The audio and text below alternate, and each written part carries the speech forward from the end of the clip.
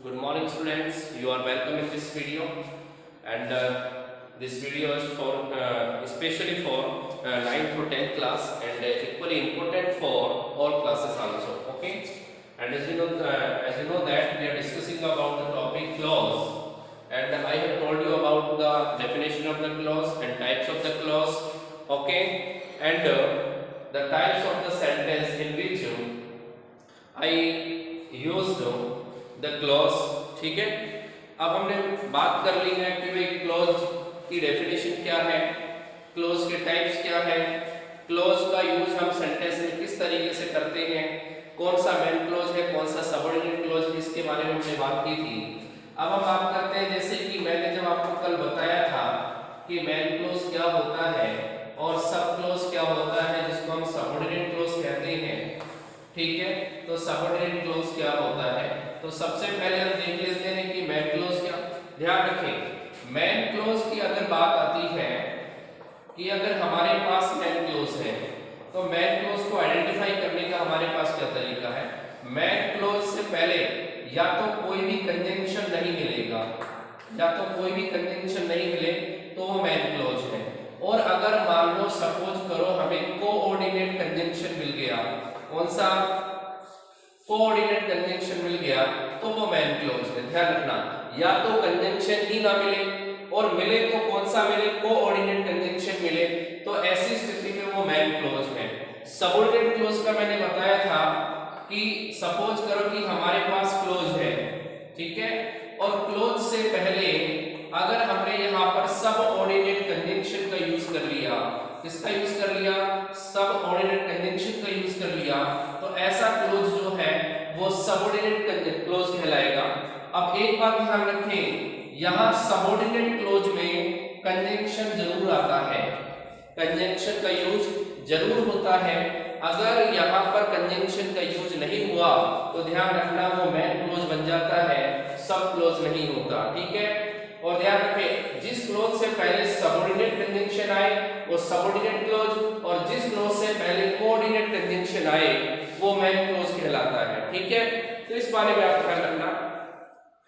और आपको ये भी पता है कि सबऑर्डिनेट क्लॉज कौन सा होता है, इसमें आप ये देख लेना कि क्या वो सबऑर्डिनेट क्लॉज अपना मीनिंग एक्सप्रेस करने के लिए क्या मेन क्लॉज पर डिपेंड है, क्या एक दूसरे, पहले तो ये देखिए क्या एक दूसरे के जो क्लॉज है वो एक दूसरे के ऊपर डिपेंडेंसी रखते हैं कि नहीं रखते।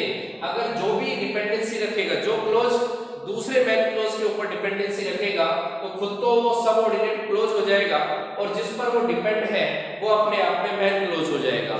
ओके, तो अब हम बात करते हैं, ये सारी बातें मैंने कल की वीडियोस में आपको बता दी थी। ठीक है, कल की वीडियो में मैंने आपको क्लियर बताया था कि पहले क्लॉज क्या होता है, क्लॉज के किस टाइप के, किस तरीके के टाइप्स है। अब मैंने मेन क्लॉज की जो बात की थी कि मेन क्लॉज के कोई भी टाइप्स नहीं होते। मेन क्लॉज की अगर टाइप्स की बात करें तो यहाँ मेन क्लॉज में कोई टाइप्स नहीं है। और मैंने कल आपको बताया था कि सबऑर्डिनेट अगर क्लॉज की बात करें तो सबऑर्डिनेट क्लॉज में मैंने बताया था कि यहाँ पर नाउन क्लॉज भी होता है। ठीक है, इसके टाइप्स में सबऑर्डिनेट क्लॉज के टाइप्स की बात करें तो नाउन क्लॉज के अलावा यहाँ पर एडजेक्टिव क्लॉज होता है। ठीक है, एडजेक्टिव क्लॉज होता है, और यहाँ पर एडवर्ब क्लॉज होता है। ठीक है, एडवर्ब क्लॉज होता है। अब यहाँ पर बात करें, यहाँ वर्ब क्लॉज भी है, लेकिन यहाँ पर हम वो चीजें फोकस करेंगे जहां से हमारे लिए इंपॉर्टेंट क्वेश्चंस एग्जामिनेशन के लिए प्रिपेयर किए जाते हैं। ठीक है, अब सपोज करो नाउन क्लॉज में से बहुत रेयर क्वेश्चन आते हैं, फिर भी हम इसको पढ़ाएंगे। एडजेक्टिव क्लॉज की बात करेंगे, सबसे ज्यादा क्वेश्चन इसी से पूछे जाते हैं। इसको हम रिलेटिव क्लॉज के नाम से भी जानते हैं, इसको हम रिलेटिव क्लॉज के नाम से भी जानते हैं, ध्यान रखना। और एडवर्ब क्लॉज की आपने बात की तो एडवर्ब क्लॉज के अंदर ही कंडीशनल क्लॉज का यूज किया जाता है। लेकिन मेनली आप ध्यान रखें, हमारे लिए इंपॉर्टेंट क्या है, नाउन क्लॉज इंपॉर्टेंट है, एडजेक्टिव क्लॉज इंपॉर्टेंट है, और एडवर्ब क्लॉज इंपॉर्टेंट है। ठीक है, इन तीन टाइप्स के क्लॉज के बारे में हम डिस्कस जरूर करेंगे। और सबसे इंपॉर्टेंट हमारे लिए एडजेक्टिव क्लॉज है, जिसको हम रिलेटिव क्लॉज के नाम से जानते हैं, और यहीं से ज्यादा हमारे लिए यानी कि मोस्टली क्वेश्चंस जो है वो एग्जाम्स में पुट होते हैं। ठीक है, तो यहाँ से हम शुरुआत करने वाले हैं, एडजेक्टिव क्लोज को पढ़ने वाले हैं, ठीक है। तो आप अपने हेडिंग की शुरुआत जो है वो एडजेक्टिव क्लोज से कर सकते हैं, ओके, इससे एडजेक्टिव क्लोज से कर सकते हैं। तो देखिए एडजेक्टिव क्लोज के बारे में, क्योंकि हो सकता है कुछ स्टूडेंट्स पहली बार इस टॉपिक को पढ़ रहे हो तो उनके लिए परेशानी हो सकती है। अब मैं एक छोटा सा कॉन्सेप्ट क्लियर करना चाहता हूं। सबसे पहले तो आप हेडिंग डालिए एडजेक्टिव क्लोज, ठीक है। एडजेक्टिव क्लोज की हेडिंग आप नोट कर सकते हैं।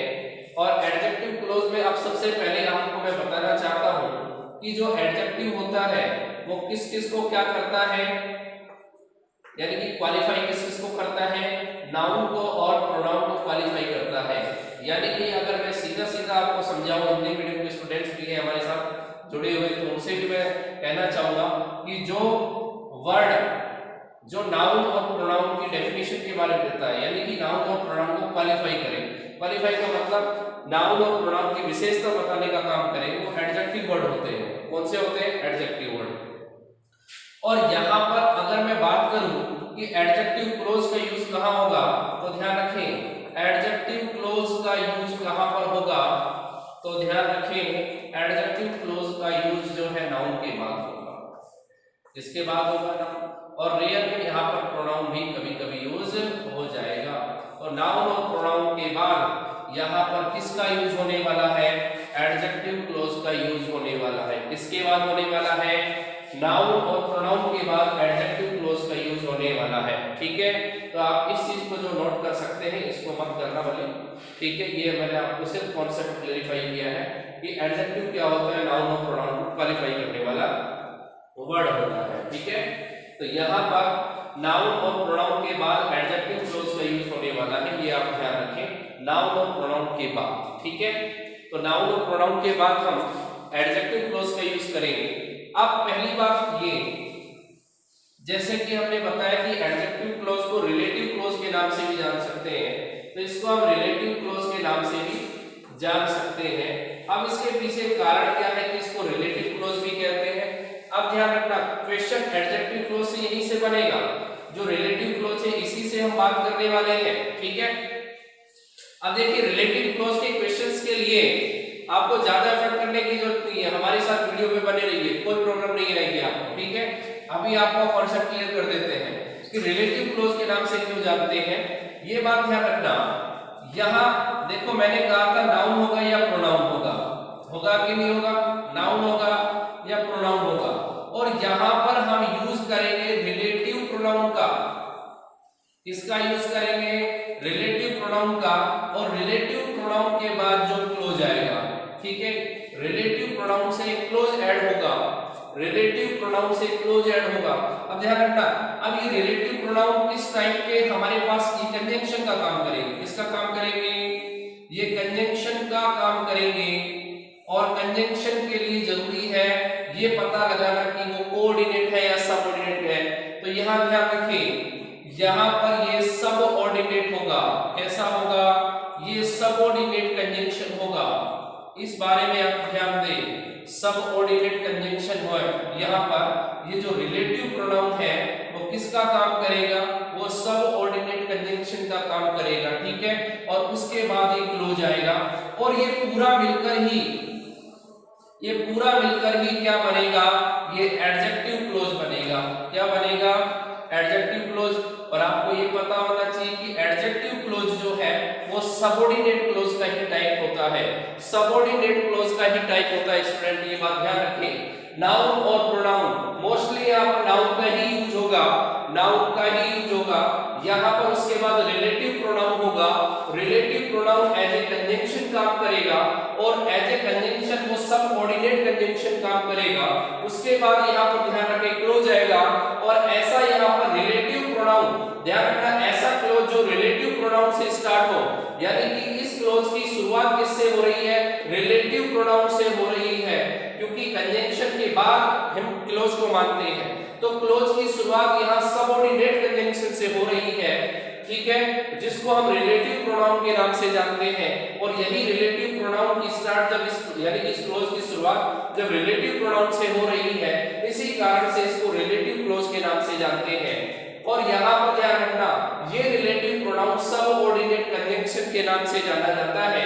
और यहाँ ध्यान रखना कि ऐसा क्लोज जो रिलेटिव प्रोनाउन से स्टार्ट हो, ऐसा क्लोज जो रिलेटिव प्रोनाउन से स्टार्ट हो, तो ध्यान रखना वो क्लोज जो है एडजेक्टिव क्लोज होगा।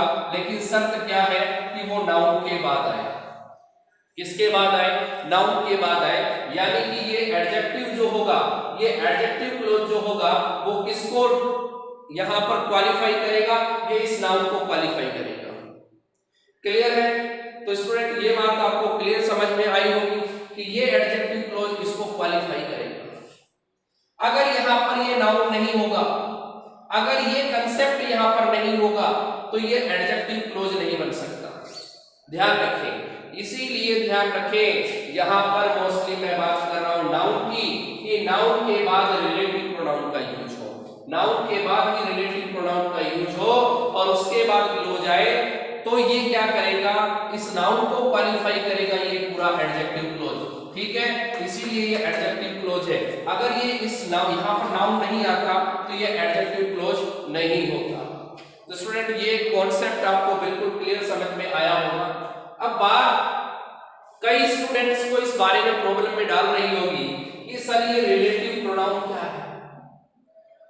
ये रिलेटिव प्रोनाउन आपने जब प्रोनाउन के टाइप्स कभी पढ़े होंगे, आपने अपनी प्रीवियस क्लासेस के अंदर पढ़े होंगे कि रिलेटिव प्रोनाउन जो होते हैं, जो रिलेटिव प्रोनाउन होते हैं वो एज ए WH वर्ड होते हैं।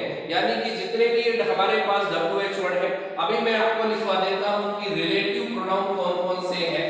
रिलेटिव प्रोनाउन कौन-कौन से हैं इसके बारे में मैं आपको बता देता हूं। जैसे कि नोट कीजिए हूं, ठीक है, नोट कीजिए हूं, एक नोट कीजिए हूं, एक और नोट कीजिए हूं, ठीक है, हुज, ठीक है।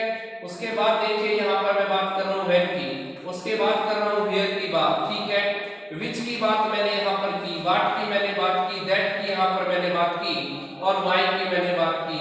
ध्यान से देख लीजिए हमारे पास ये रिलेटिव प्रोनाउन है, ठीक है, हमारे पास ये रिलेटिव प्रोनाउन है। ध्यान से देखिए, कंफर्म पता लग गया होगा हु है, हु है, हुज है, when, where, which, what, that and why, ठीक है।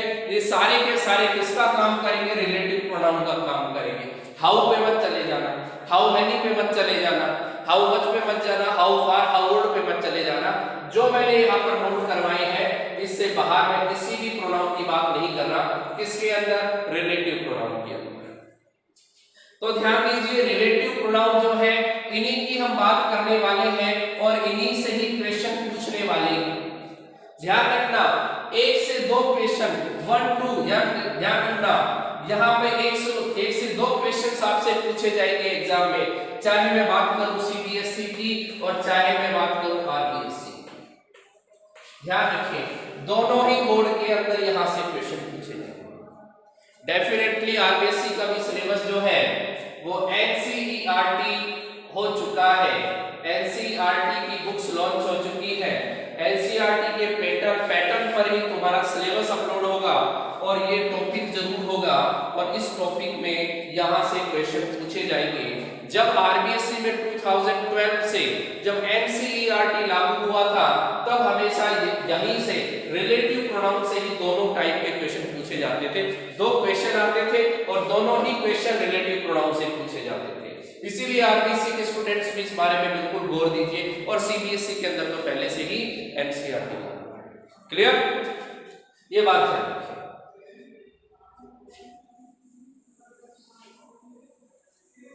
ओके, अब यहां हम बात करने वाले सबसे, अब टाइम आपको पता लग गया कौन कौन की मैं बात कर रहा हूं। की बात करते हैं सबसे पहले, हूं की बात करते हैं। हूं एक रिलेटिव प्रोनाउन का काम करेगा, ठीक है, रिलेटिव प्रोनाउन का काम करेगा। अब बात ये आती है कि हूं का ही ध्यान दें, हिंदी मीडियम के स्टूडेंट जो है यहां पर नोट कर लेना, ठीक है, इसका मीनिंग नोट कर लेना। ऐसे मीनिंग निकल सकते हैं, कभी तो ये निकलेगा कभी ये निकलेगा, ठीक है। हाँ, अब कभी कभी तो ये निकलेगा, हाँ, अगर प्लूरल है तो ये भी निकल सकता है, ठीक है, हाँ, ये भी निकल सकता है। इनमें से किसी भी टाइप का हिंदी मीनिंग ठीक है, जो भी हो सकता है, कई बार जो की भी हो सकता है, जिसने इन्होंने इस तरीके की मीनिंग जो है वो देता है। लेकिन अब इसका कॉन्सेप्ट कैसे समझे, कॉन्सेप्ट समझने के लिए क्या है, ठीक है, बात ध्यान दें। हु जो है वो ध्यान रखना पर्सन के बाद यूज होगा। इसके बाद पर्सन के बाद आएगा, ठीक है, ये पर्सन के बाद आएगा, हु आएगा पर्सन के बाद। पर्सन यानी कि कौन, व्यक्ति हो सकता है। अब पर्सन ध्यान रखना, कोई भी व्यक्ति नाउन भी हो सकता है, प्रोनाउन की फॉर्म में भी हो सकता है कि नहीं हो सकता, बिल्कुल हो सकता है। ये पर्सन जो है नाउन या प्रोनाउन हो सकता है। अभी जो मैंने आपको बताया था, ये नाउन भी हो सकता है और प्रोनाउन भी हो सकता है, नाउन भी हो सकता है और प्रोनाउन भी हो सकता है। क्या, ये पर्सन, क्लियर। हु आ जाएगा, रिलेटिव प्रोनाउन है, ध्यान दें, पर्सन के बाद आया है, नाउन के बाद आया है, इट मींस क्वालिफाई जरूर करेगा।